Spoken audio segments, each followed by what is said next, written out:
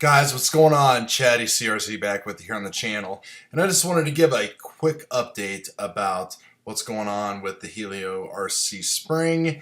They have been really dropping a lot of awesome bombs on us the past couple days with some new release candidates to clean up some of the issues that some people were having, some new default values, new default Pids, things like that, and things are getting a lot better with my quad. It's definitely 100% improved, but it's not perfect yet. I just want to show you guys though what we're looking at here and why this is so interesting. Because take a look at these PIDs.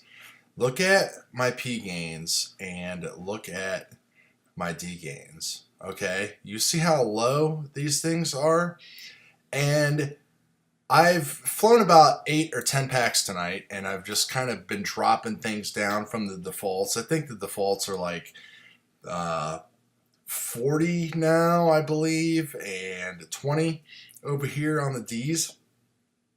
And the reason why they can do that is because they have that 2 chips going on, for the one for the gyro, one for the flight controller functions. So we're getting like more raw PID loop data once we get everything cleaned up and things going. So I've been taking a look at stuff. You take a look at my black box log here, and this was the last flight that I just had on those PID values, and you can see that I still have some room to go as far as maybe a little bit less.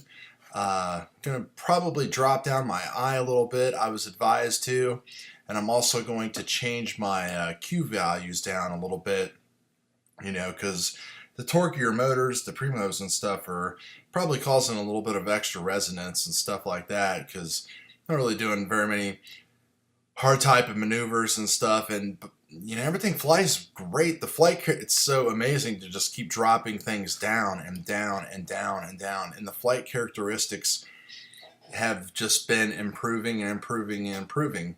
So now I'm just to that point where I need to fine tune some stuff and get the little oscillations and stuff out, and just kind of work my way back up a little bit to kind of dial it in.